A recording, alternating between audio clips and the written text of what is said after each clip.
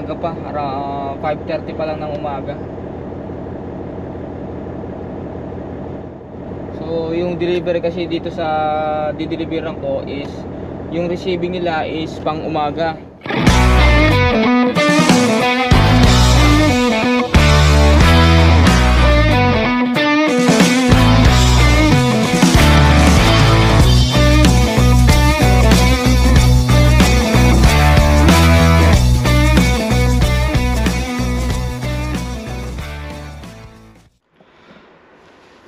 So yun, magandang araw na naman mga kabiyero. So as usual, nandito ako sa bahay. So ang oras ngayon ay almost 5 in the morning. So nag-aantay lang ako ng aking Uber ride. So mag-u-Uber lang ako dahil tulog pa yung mga bata. Mahirap namang abalahin. So mga bata ay ano lang yan, mga yan. Ngayon lang nakakatulog ng mga ganda-ganda dahil lang spring break. So yun, naantay ko lang yung aking Uber ride, then papunta na ako sa truck. May delivery kasi ako ngayong umaga, then I don't know kung meron ako right away turn. So dumating kasi ako ay kagabi. Gusto nila pa-deliver sa akin. So but yun nga, per hour naman yung bayad. So sulitin na natin hanggat may biyahe. Tanggapin na natin, tanggapin. Ganun talaga ang tayo magagawa. So tagal naman itong aking Uber na to. Here. Okay, Thank you very much. Have a safe trip. Thank you. So nandito na ako sa yard namin.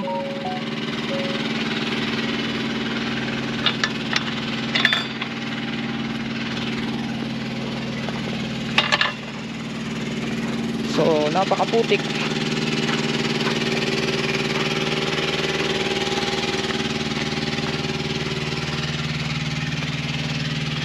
Usually kasi city driver kasi nagde-deliver ito, but nakiusap kasi yung dispatcher na i-deliver ko daw. So ito yung load ko pa kahapon na pinick up ko sa Alberta.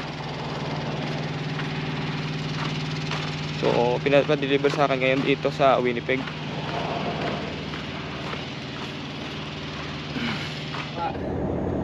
So nakapag-check na ako itong aking truck. Nakapag-pre-trip na rin ako.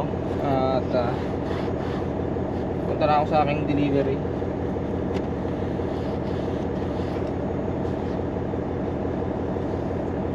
So umaga pa, 5:30 pa lang ng umaga.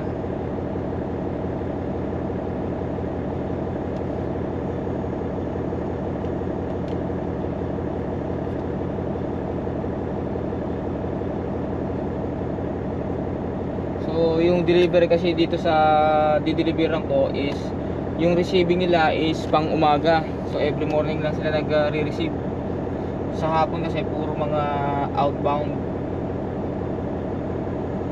So yun lang, wala tayong magagawa, kailangan gawin.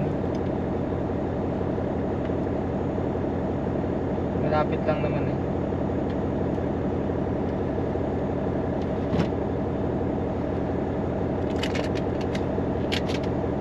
So yun nga lang, instead na nasa bahay pa ako, kailangan natin mag-deliver kasi kailangan nating magtrabaho. Ganun talaga. Sabi nga, wala tayong no choice. Sumunod na lang tayo sa pinag-uutos. Baka lalo tayong hindi bigyan ng biyahe. Sabi nga, huwag na tayong mamili ng biyahe kasi mahina ang biyahe. Mamimili ka pa ba niyan?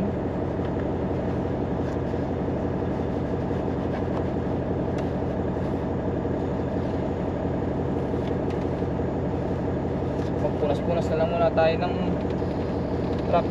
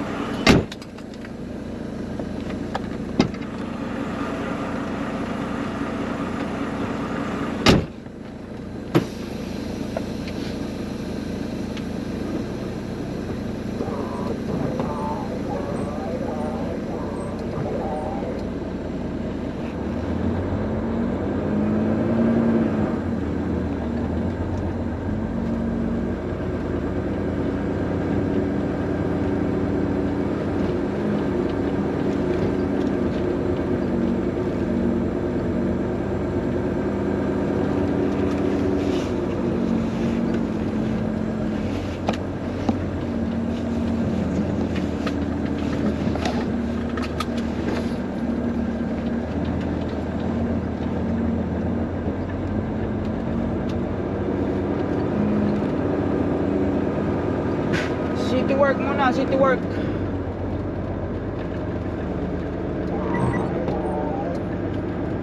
Lalalim ng ano. Lalalim ng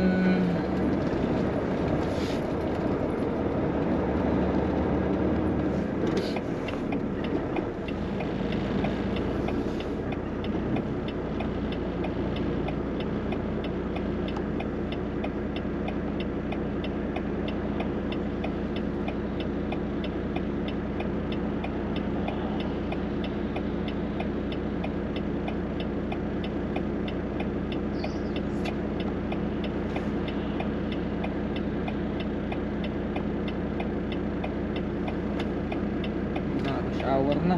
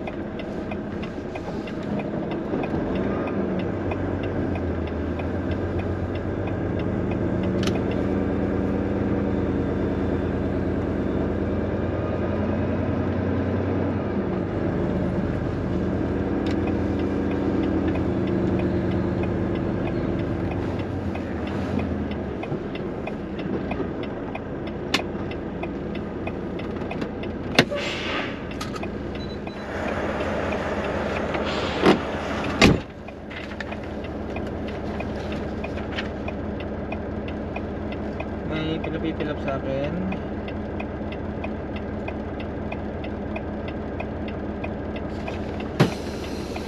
Atras ko daw sa doorbell.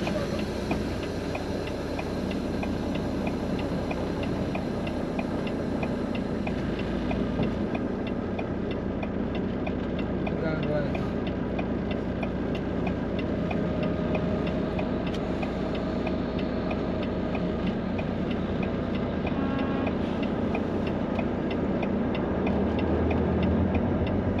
Magkagulo.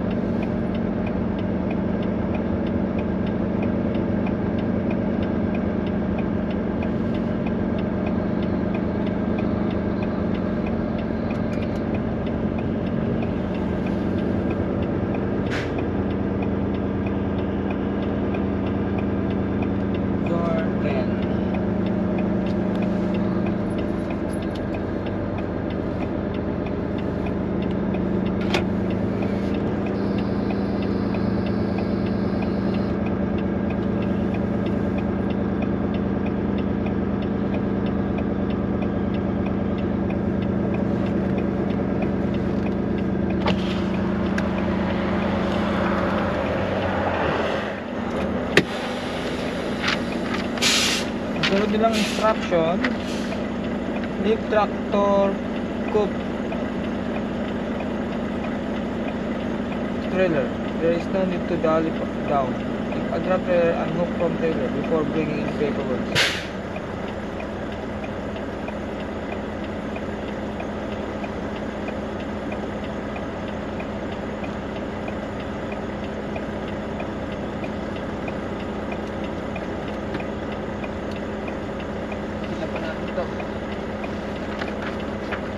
So wheel chock, disconnect all lines including electrical.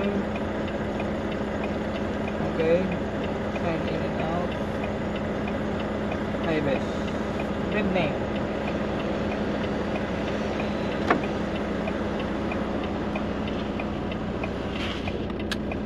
Today is April 3.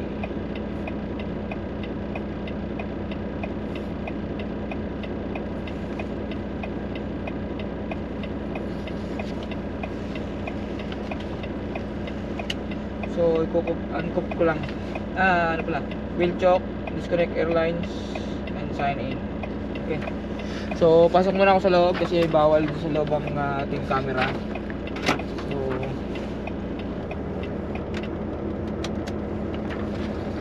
mag-check-in na ako. Nag-check-in naman ako, ba't kailangan nila nitong ibalik?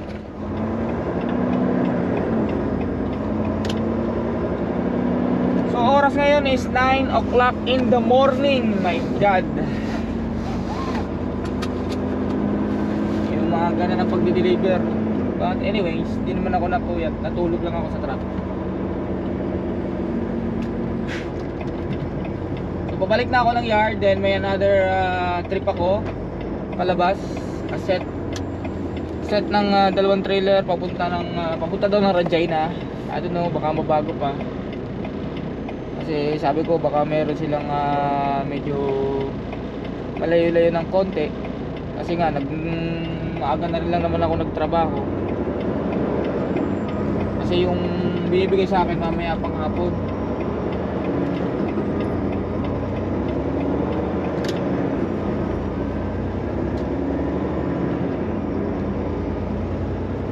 Kasi alanganin kasi today is Thursday. Wala kasing delivery ng weekend.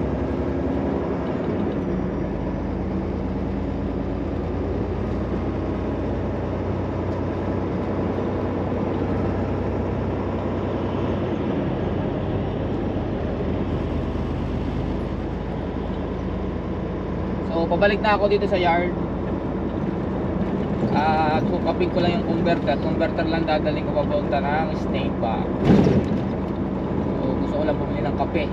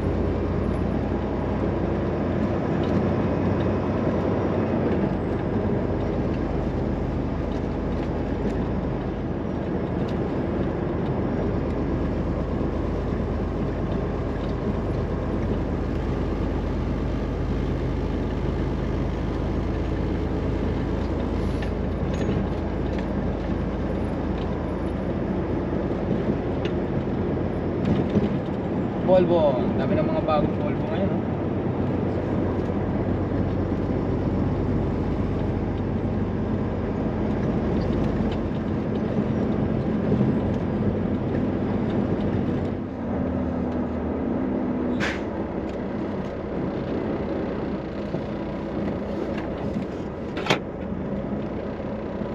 So, na-drop ko na yung aking MT sa yard.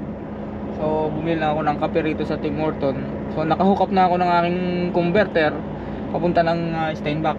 Then, Steinbach to sana naman mabago pa. Sayang yung pinuyat ko.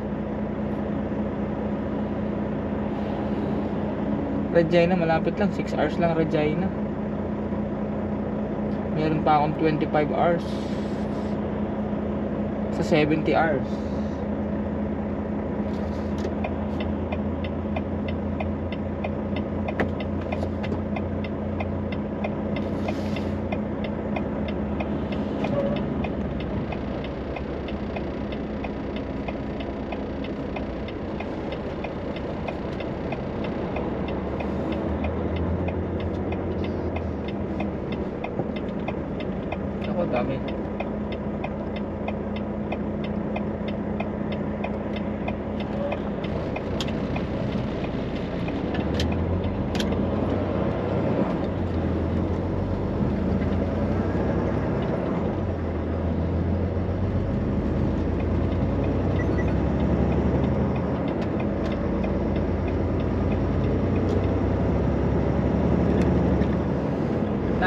146.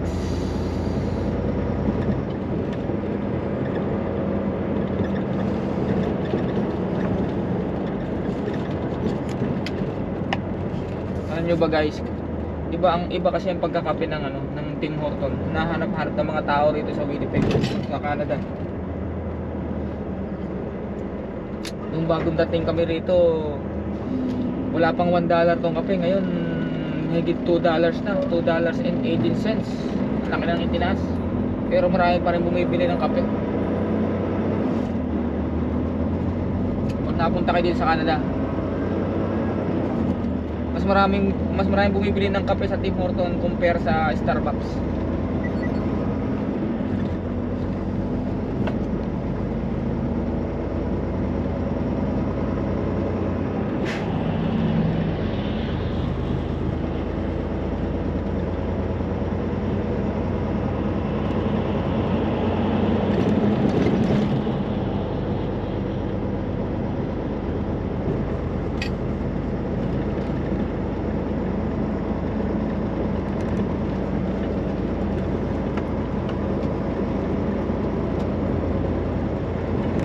Kung mapapansin nyo, meron ako nakadikit dito sa windshield, dalawa. Ito yung yung mata, devil eye. So sa gabi maganda siya tingnan. So mamaya pagka medyo madilim, pakita ko sa inyo kung ano itsura niya.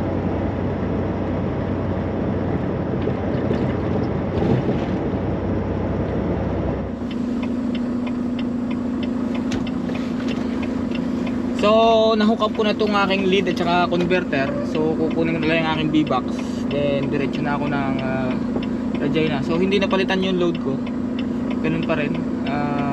Saskatchewan, Regina, short trip lang. And tama-tama, bukas makakabalik ako Friday. Kung makakapag weekend off na naman ako sa Winnipeg. Then siguro biyahe na lang ulit ako ng Sunday. At yung isang biyahe na lang, din ano na kami, flight na namin ng Friday.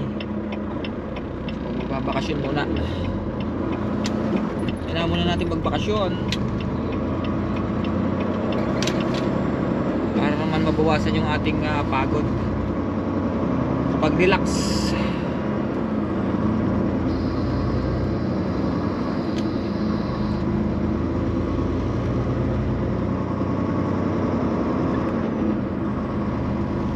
As usual, yung B-box ko naandun na naman sa co-op.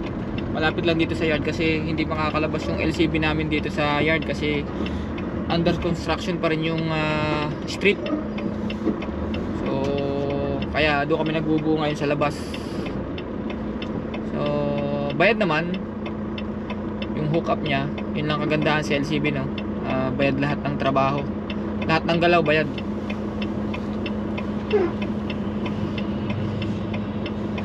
Ng oras magto-12 na tanghali.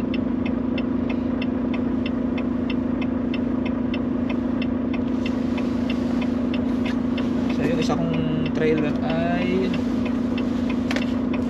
7067.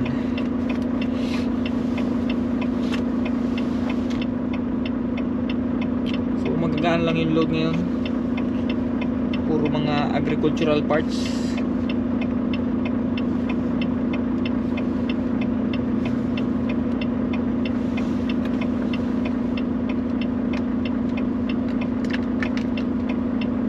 Malamig pa rin guys, malamig pa rin.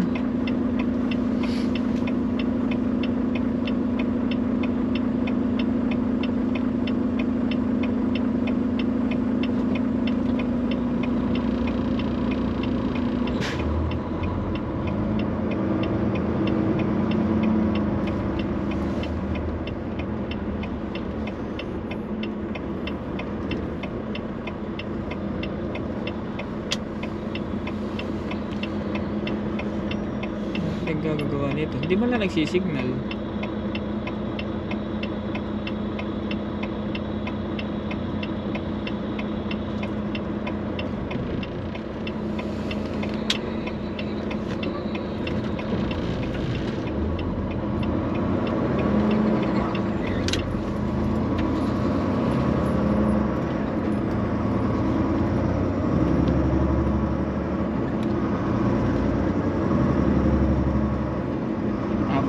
fuel ko nito papunta ng ano,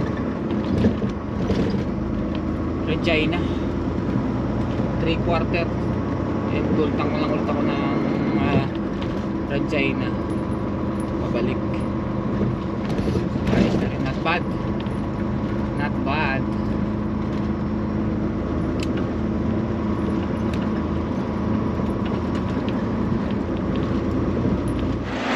So ito, nahook up ko na yung aking set. So magpe-pre trip na lang ako. So ito yung aking lead. Mga walang decal yan. So yan yung B-box ko. So dalawang walang pangalan. Malinis tingnan.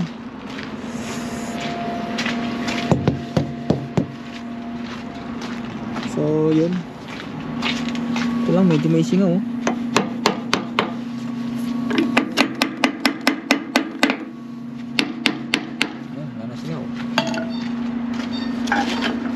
As usual, normal lagi na.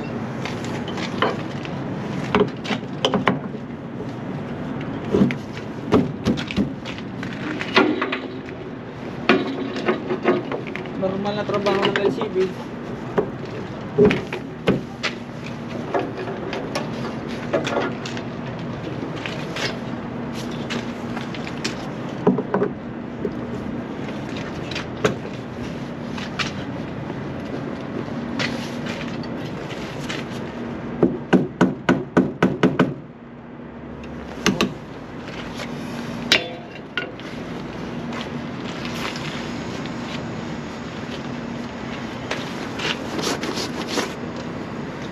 Inspection. So yan, hindi natin kalimutan buksan yun sa preno ng B-box. Yan, lagi nakabukas yun. Tsaka ito, nakasecure ang chain. Ito nakalock, hindi naangat. Siyempre yung fifth wheel nakalock. Yun yung kingpin, yung jaw sara. So yun, okay naman. Brake tram tong converter. Kagandahan lang ng mga converter dito, kada dating namin ng Winnipeg, mini-maintenance nila agad right away. Kaya lagi naka-greasing at saka naka-maintenance. So yung ilaw kompleto.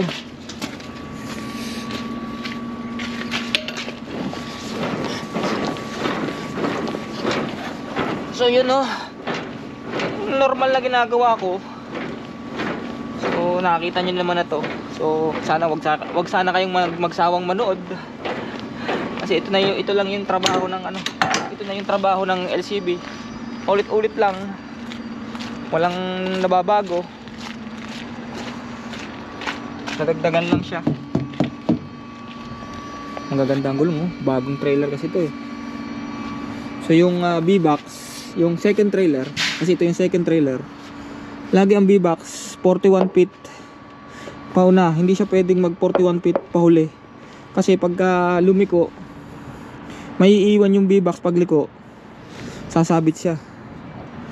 Kaya hindi siya pwedeng umatras. 7067. Ito lahat ng mga trailer ay mayroong pintle hook. Mga bago. So ito sealed. Okay naman. Pakaputik lang ng pinaradahan. Ito mga virgin tire, yung mga lumang trailer kasi ngayon puro recap tires na lang nakakabit. Puro recap tires. Pero ito namang converter puro bago. Virgin tire din yan. Sealed. Wash string. So yun. Huwag tayo magmadali mag-check kasi ito. Meron kasi nangyayari ito. Umaangat. So bibitaw itong converter. Ito na lang humahawak kadena. So hindi mo na siya makokontrol. May nangyayari niyan. Kaya make sure na ito hindi umaangat itong pinaka pintle hook, yung pinaka lock nya. Kasi lalo na pagka yung ma-bounce, pag angat nya, itutulak ng converter yung pinaka pintle hook na lock. So yun. At ito na ilaw na. Last time kasi nawala. Yun pala naputol yung wiring. Buti nakita ko. Kaya pala last time nung nag-check ako nung may Saskatoon, walang ilaw. Hindi ko lang siya napansin. So anyway, kapal pa ng gulong ko. So hindi na ako kumuha ng bago. Kasi yung may nakuha kasi ako ng used na maganda pa. So ito lang yun, kung makikita nyo yung mababalikan nyo yung video. So ito yun, oh. Ito lang pinalta ko, nakakuha ko sa kasamahan ko. So shoutout kay Danhill. Yun, at least nakatipid-tipid ako ng gulong kasi mahal ang bago. Nasa 2,000 mahigit yung Michelin. But yun, nakuha ko lang sa kasamahan ko. Pinabayaran lang sa akin ng 100, but binigyan ko na ng 150 para naman di naman siya talo. So pang ano ko lang, pang survive ko lang ngayong hanggang makabayad ng truck. So 1 month and a half na lang at tapos na. So yun, meron nga pala ako ngayon. Meron akong ito, sunod kong bibilin kasi may leak yan. Para sana yung APU. Hindi naman siya totally APU. Ano siya, yung battery operated. Wala siya ng makina. Meron siyang battery dito na 4 extra para mapaandar yung aircon. So tahimik siya, hindi siya kagaya ng mga APU na may ingay. So yun, at tapos na ako mag pre-trip and then let's get it on. So yun mga kabiyero, no? Naka-deliver na ako dito sa Regina. So yun, nabuo ko na yung aking set. Na-inspection ko na rin lahat. So hindi ko naman kailangan ipakita sa inyo lahat. So yan, yun ako nag-deliver. So may load na rin ako. Isang paleta lang na box na malaki. Ganyan. Na-set up ko na. So ni-hook up ko na siya nang nakakabit yung lead tsaka converter. So yan, hindi lang siya diretso, but all goods. Nakalock. Yan, nakakabit naman lahat. So as usual, napanood nyo naman na yan. Wala naman pagbabago. So pabalik na ako ng stain back. So double check ko lang tong aking trailer dahil nang para safe tayo. So yun, hindi siya tuwid, oh. Hindi ko na siya na diretso. So magandang weather. So empty tong B-box. Ito lang may load na. So laging usual, like ko sinasabi, laging magaan sa likod yung may laman sa harap. So na-check ko na lahat yan. Nag second turn lang ulit ako ng inspection. So yan. So diretso na ako ng stain back. Wala na ako ibang dadaanan. At biyahe na lang ulit ako ng Sunday. Reset lang ako, then biyahe na ulit.